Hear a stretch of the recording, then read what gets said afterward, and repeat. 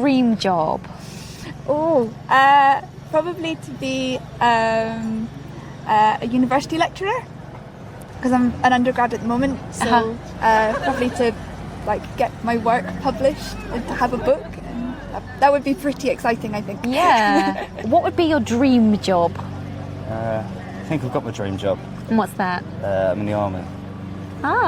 What do you do? I'm in the Royal Engineers. So bomb disposal regiment at the minute. So I think I quite like it. I think I'll stay there for a while. That's great. What would be your dream job? Either a librarian or, I'm not sure what they're called, a museum person who works in a museum. I'm not sure what their official title is. What kind of work do they do then? Exhibition type things, running a museum, day-to-day museum upkeep, I guess. What would be your dream job?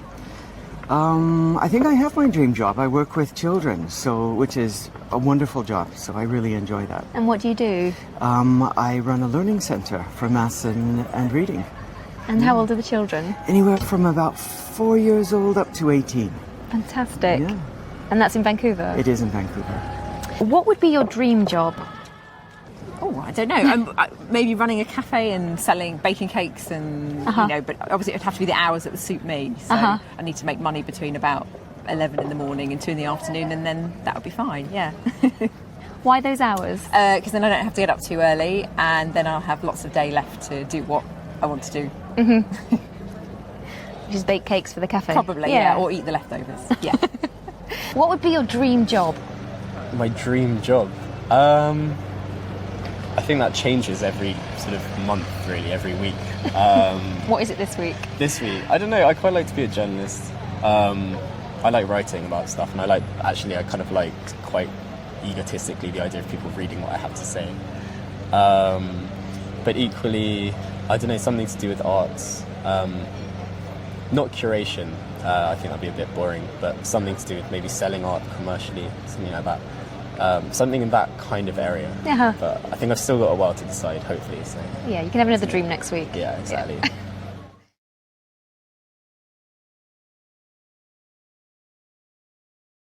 What did you dream of becoming when you were a child? There were a few things. I think archaeologist was the big one. And then I wanted to be a vet. But then I found biology really boring, so I ended up doing English instead. But there's lots of things. I think I wanted to be a fireman at some point, even though I'm a girl. It made no sense, but... It was a fireman or nothing. Yeah. It's a bit weird. What did you dream of becoming when you were a child? I never really knew, to be honest. I'd never had one thing I wanted to be. I suppose. I can't really think, to be honest. Yeah, don't really know. You were quite happy? Yeah, just doing whatever. What did you dream of becoming when you were a child? I had lots of weird things. I wanted to be a Scottish farmer, which is weird because I'm not Scottish. Horse riding, violin playing, ballerina was one that my dad keeps reminding me of all the time.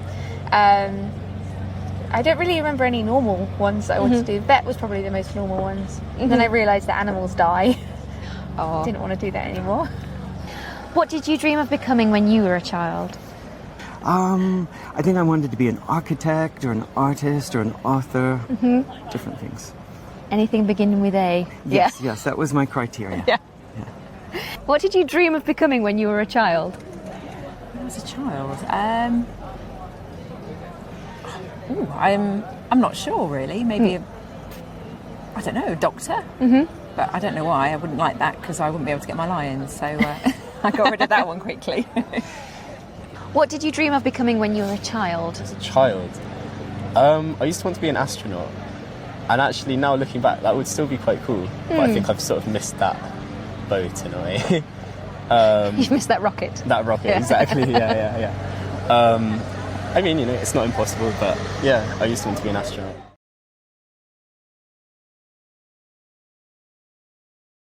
Is it ever too late to make a big change in your life? No, definitely not, no. I know my grandpa, when my grandma died, decided that he'd start learning languages, and he travelled to Germany all by himself, did a car tour, and he had a really good time. even though he got stranded at a ferry port, he was like, no, I'm enjoying myself and I'm making all these things that I would have never done before. And how old was he? He was about 80.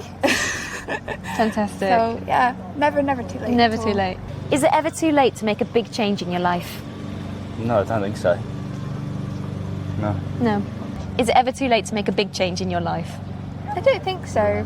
I think, it depends what the big change is, really. Career-wise, depends on the career. Yeah. If you've vocationally taught in one thing, you can't very easily swap to something completely different.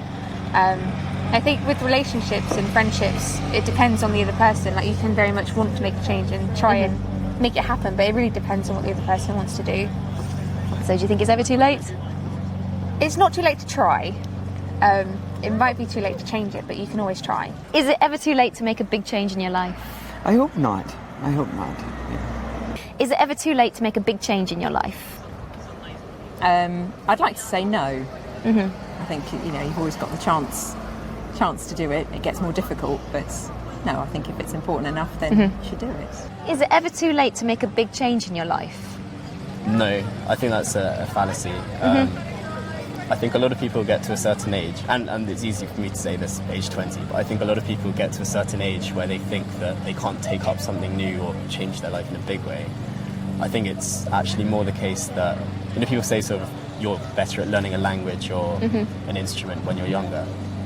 I think actually you just have more time when you're younger, or more willpower, or you're just forced into it by your parents or your teachers. And I think you can always kind of change things, learn new things, get rid of bad habits, stuff like that. Yeah, I think you can.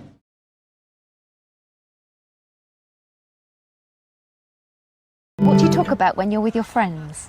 Oh, that's a good question. Lots of things. I think it depends on the friends that I'm with, but most of the time we'll talk about things like work or other friends, going out, going to places like museums, going to exhibitions, lots of different things. Holidays, that's always a good topic.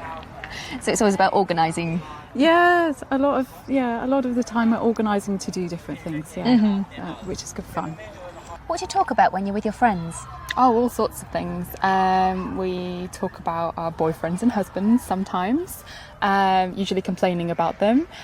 We talk about our jobs, books we've read, films we've seen, maybe where we're going on holiday. It depends. And it depends who I'm talking to, different friends, different conversations. What do you talk about when you're with your friends? Oh, when I'm with my friends, we talk about all sorts of things, really.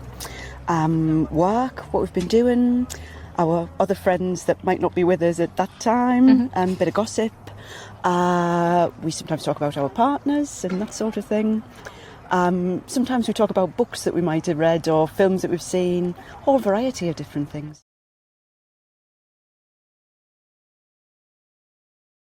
What do you talk about when you're with your family? Again, it depends.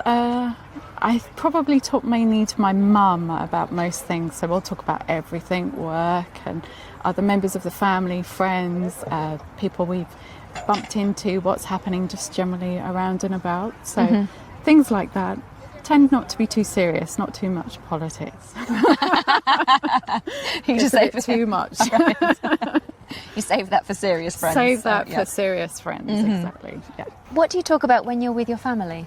With my family, I mostly talk about what they've been up to and what my nieces, their grandchildren have been up to as well.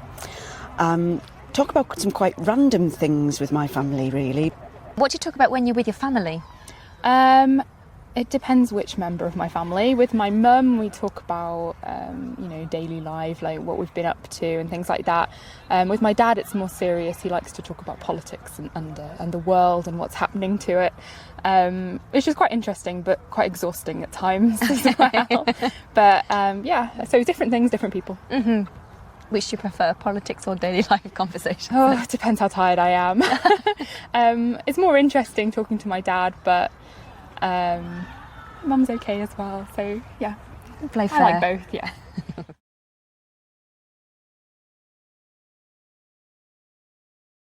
What language are you best at apart from your own? Spanish. I took Spanish at university and I lived in Spain for a year. So I can speak Spanish, although at the moment it's not as good as it used to be. It's quite rusty now, sadly.